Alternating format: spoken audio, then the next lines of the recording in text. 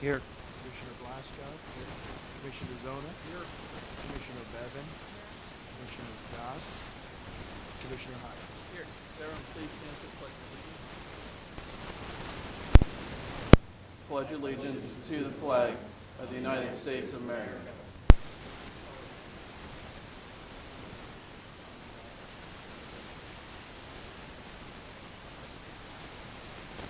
If any residents would like to speak tonight, please sign a book of voting. Let the record reflect no residents want to speak tonight. Workshop and discussion topics. First item is the Act 172 2021 eligibility list. There's a memo from Manager Stilka in your meeting book, and essentially this is the eligibility list for the volunteer service tax credits provided for your review, and it would be an item to for question on the eligibility list. I just want to confirm it's only one page, correct? Yes. Okay. The second item is Act 172 EIT rebate discussion that Commissioner Blasco had requested. Okay, and just to get some of you guys up to date, if you're not familiar with this, this was allowed by the state, I believe in 2016 that they passed this, that local governing bodies can provide an earned income tax credit for volunteer firefighters up to what's ever determined by that local body, and then also up to 20% of your local income taxes, and that's a maximum amount of 20%. So I was approached by a couple members of a local fire department and want us to look at the amount that we have currently set in place of $250 for the tax credit. And how this works is the earned income tax credit, you pay 0.5% towards the school district and 0.5% to the township. So last year, for 2019, we'll say, there was $4,645.42 of rebates paid out. 15 rebates maxed out at $250. North Huntington brought in $4.7 million in earned income tax collections. And in talking with Manager Silka about this, again, I was trying to look at what might be a possible increase in this amount. Manager Silka recommended to go to $500 for the max rebate at this point in time. And the way this works is you could only earn a rebate as much as you would have to pay. So if you only pay $250 earned income tax, you wouldn't be eligible to get back the additional $250. So I just wanted to have a discussion with the board to see if they'd be open to amending our $250 number. Again, that $500 value for the earned income tax would be someone that earns $100,000 income, and that would be their share responsible to the townships. And as you guys know, we've having discussions about struggles fielding volunteers and retaining volunteers. So I'd just like to see where the board would stand on that. Yeah, I would support that. I don't know if I would want to go up to the $500 mark right away. I would be in support of raising that from $250 to $350, raising it $100. As I think one of the what it can cause is, I mean, obviously everyone knows we're hurting for volunteers on a lot of the fire departments in the township. So if we can do something like that for an incentive for more people to come out and volunteer, I think it's well worth it. Any other board discussion? Are we just talking about the earned income tax credit, or are we talking about the property tax as well? The property tax is already set at 20%, and we cannot exceed that. So you're looking at what the earned income tax credit is. And again, the maximum you can receive is the maximum that you pay. Mm-hmm. So if I'm earning $50,000 a year under my taxes, the max I could go is $250. But it, again, goes up along with your income.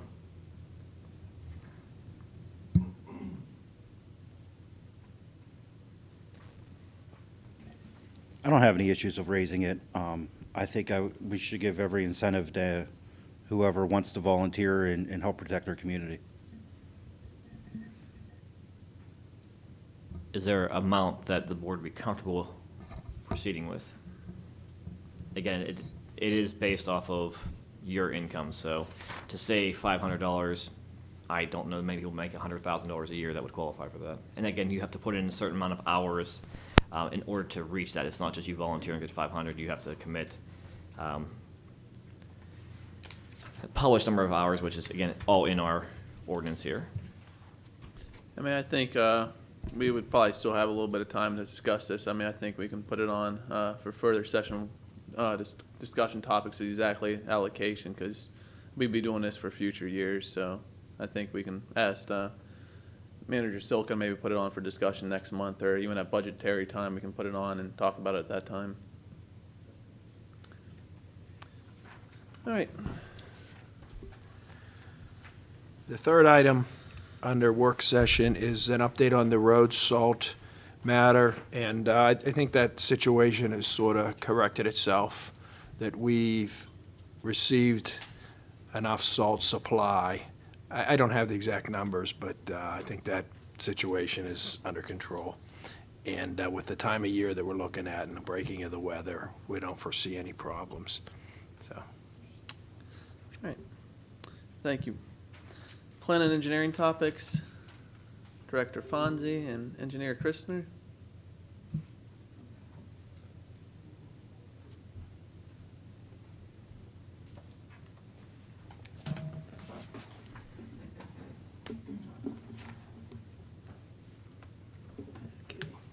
Bear with me for 1 second. Okay, we have two items that came through the Planning Commission last week that were both approved. And I'm actually going to mix up the order a little bit. I want to talk about the Kenny Ross Mazda plan first, because that was older business. So this is actually right in our backyard here. This was the site of the old Norridge Manor, the senior care facility. And when Kenny Ross bought that property, it built the Subaru dealer first, because there was a joint dealership down here with the Subaru and the Mazda in the same building. And so they wanted to split those up. The Subaru went in a few years ago, and so this is that vacant lot that's kind of sitting there, almost, it looks like it's in a hole. So you can see the orange polygon is the actual building itself. The ownership group actually changed this summer. So we had initial plans that were submitted in December, I believe. After the ownership change, the initial plans were submitted last March, but the new plans came in December. This kind of shows what they're planning. It's on the western side here. There's some service bays with the access in the front and the rear and on both sides. Looks like there's 2 bays on this side, 4 bays on that side. The applicant is asking for a couple waivers, and I want to go through those briefly. The one waiver is from section 511.8, which states the edge of any parking area can't be closer than 10 feet to the outside of the building. And that only applies to one space. Essentially, right where the cursor is, there's one space here that's sort of parallel to a 5-foot section of sidewalk. So everywhere else, there's 10 feet maintained per our ordinance, but they do need a waiver for that one space. The second waiver they're going for is from section 511.10, which states no less than a 5-foot radius of curvature shall be permitted for curb lines in a parking area. And if you look again where my cursor is, this is a landscape island, and they kind of put that in after the fact because they needed to add landscaping to the site. So that's typically supposed to be a 10-foot island. They shrunk it to a 5-foot island, but it caps off this row, and it's just this radius right here that they're asking a waiver for, and down here. So the consultant, Don Housley, wasn't concerned about that as far as flow around the site. So again, that's another waiver that the applicant is asking for. The third waiver is from section 515.1A of our SAUDO, which states all exterior boundary corners shall be marked with concrete monuments. Pretty self-explanatory. Instead of the concrete monument that the ordinance states, they would just rather do iron pins. And the last waiver, section 516.4.F, which states within the site area, landscaping shall be required for the building perimeter. So as I explained before, they have service bays pretty much on the entire perimeter. front, back, both sides. So they're looking for a waiver from putting that landscaping against the building because it kind of interrupts the service bays. And the total site will still balance with what they're proposing as far as a percentage of landscaping. So again, we were okay with what they were proposing elsewhere on the site. And during this process, it was determined that they should go for a lot consolidation because these existing parking lots, this is that Ham's Way that was vacated a few years ago. But there's existing parking lots, and that's where the trucks will come off of Center Highway, offload the vehicles, and park up here. But there were 2 lots in this parking lot, so they were an accessory use to the current Mazda dealership, which is across Ham's Way. So what they've done is consolidated these 2 lots where the parking lots are with the lot where the building is. And I'll show you. Well, here's some exterior elevations while I get there. So as you can see, the service bays on the left and the right. All these building materials were looked at by our zoning officer. They were acceptable. There's more shots of what it's going to look. So a lot of glass. Those gray panels are sort of like a drive-it stucco material, which is pretty common. Here's the lot consolidation. So it's going to consolidate these 3 lots into 1 lot. And there's actually a 12-foot paper alley through here. They did speak to the property owners, and they're going to maintain that alley, but they're not. There's some encroachments in that alley, but the residents there are okay. If Kenny Ross is okay, it's kind of a mutual agreement. But there's not going to be any structure built in that alley. It's just a parking lot and the backyards of the houses on Center Highway. That's pretty much it. There's an aerial shot. So like I said, it's kind of like a depression there. And this is the auto turn diagram. So they showed how a truck could get in and out of the site circulation, and it works. They will have some conditions for approval. Stormwater management and NPDES permit will have to be approved by Conservation District. They'll need to sign a stormwater O&M agreement with the township, commercial developers agreement. Again, I mentioned the building exterior elevations. We'll lock them into those drawings, and they're approved by our zoning officer. And then any comments from our consulting engineer, Don Housley, which they whittled it down to just a couple. So I do have Kevin DeRosen here from MS Consultants. He's representing the applicant. If anybody has any questions for me or for Kevin, any more detailed questions that he could answer that I couldn't, let me know or let Kevin know.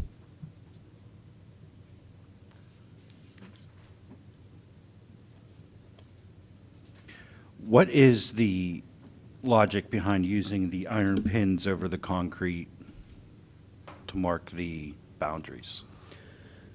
It's a cost measure, cost-saving measure.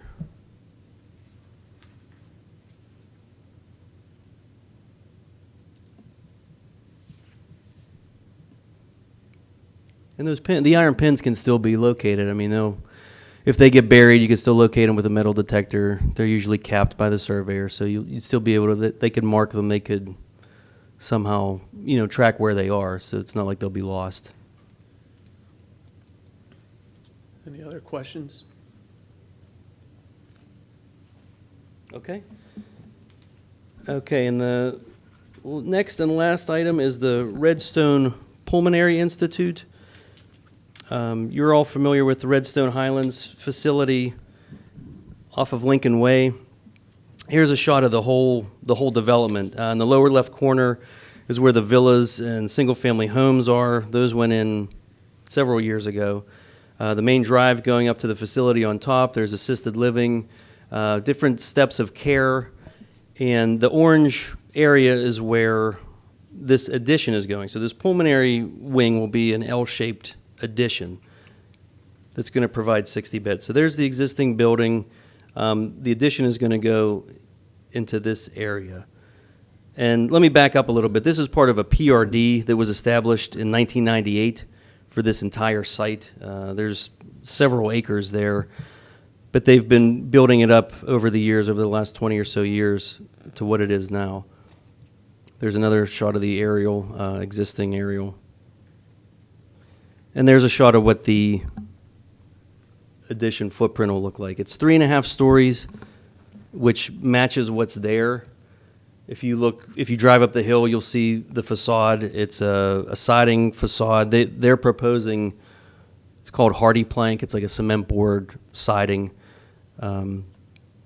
which meets the standards. Here's the landscape plan. They're going to have to add some landscaping around the side parking lots and around the front and the main drive coming in. There's sort of a circle coming in with a portico.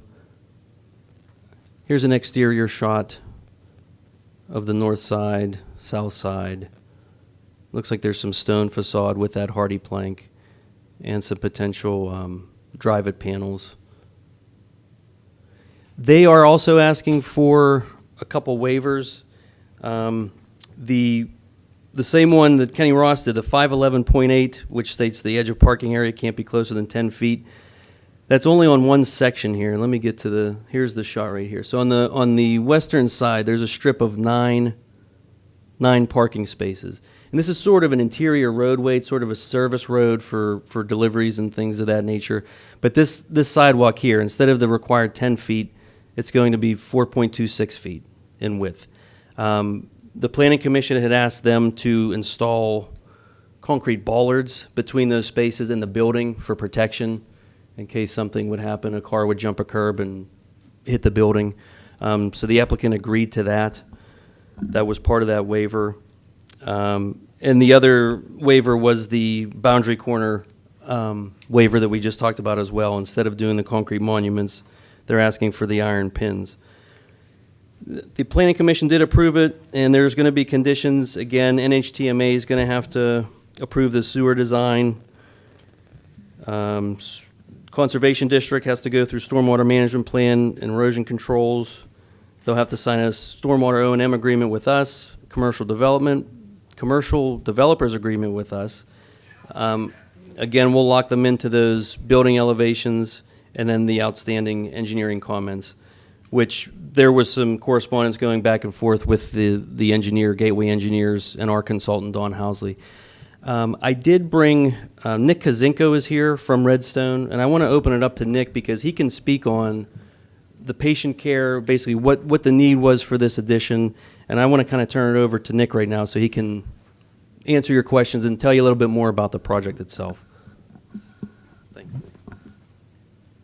Hi, everyone, and thank you for considering our project.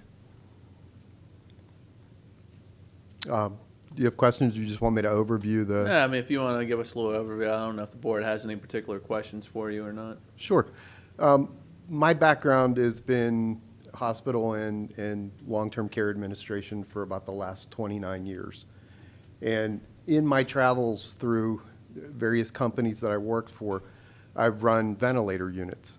And one of the things that I've always seen in ventilator units post-hospital is that people are kind of put in a room and warehoused, and they really never see the light of day again. They're hooked to the machine. They're given good clinical care, but from a quality of life standpoint, there's really nothing there. So my job was compliance, and so I knew the federal regulations, the Pennsylvania code kind of inside and out. And one of the things in the Pennsylvania code says that if you build a specialty building, you can receive enhanced reimbursement. And what enhanced reimbursement does, it allows you to have better staffing, which leads to better clinical outcomes. It also allows you to do a little bit more from a quality of life standpoint. So when I found all this out, we started to work on this project. And right now there are 5 buildings in Pennsylvania that do this currently. 4 in Philadelphia, 1's in Harrisburg, but nobody's ever done it on the western side of the state. So we went to the state, we petitioned that we could do this for southwestern Pennsylvania, and we were given permission to do it. But we're doing things in this building, aside from pretty intensive clinical care. We're having outside decks and patios that have piped-in oxygen, piped-in suction, so people can actually be outside but still receive the therapy that they require. We want to put 2 family rooms internally, basically hotel rooms, to where if you have a patient who's dying at end of life, or someone who's just going through an exacerbation where they need family close by, they can stay. So it's a different outlook on what long-term care is, and it's a whole different level of care than what's offered in this part of the state. Thanks. Any questions from the board? Yeah, I did have some questions, but Ryan was able to answer a lot of them. Sure. But I still have a few. From what you're telling us and what I'm seeing, this is actually a hospital. It's not licensed as a hospital, it's licensed as a skilled nursing facility. So you have different levels of care that can do ventilators. You have the hospital naturally. You have the LTAC system, which is Life Care, Kindred, places like that. And then you have skilled nursing. And right now, there are some existing skilled nursing facilities in the area that do ventilator care. The problem is they're reimbursed at that lower level, so their staffing ratios are horrible. Their return to hospital rate is just off the wall. So this, because of the enhanced reimbursement, allows us to be a skilled nursing facility but provide closer to that LTAC level of care. Okay, is there,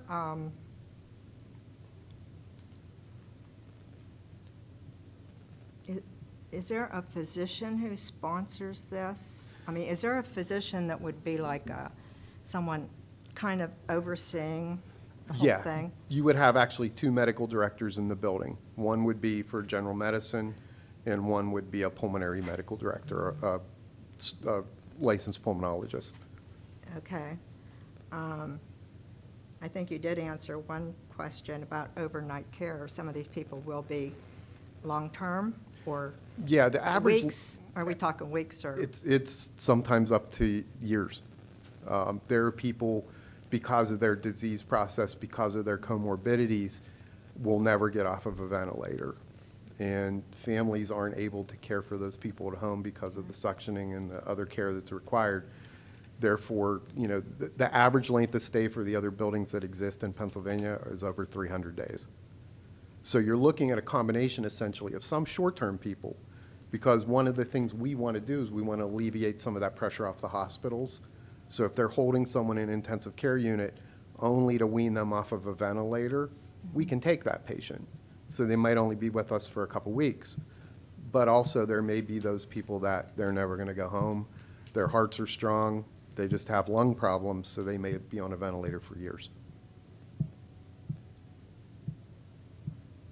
Okay, I think you answered all my questions. I was really thinking, this is really intense for a place that's adjacent to Redstone, because most Yeah. of the people that are in Redstone are pretty mobile and Right. doing things and getting Right. around, and I thought, well, is Redstone then going to become a facility that's going to take some of these patients? But you're saying, no, this is freestanding, it just happens to be on this property? On the campus, Okay. yes. And to kind of put it into perspective, the way hospitals and the way long-term care look at acuity essentially is based on staffing. And in a hospital, if you're dealing in an intensive care unit, they use a calculation based on hours per day of direct care.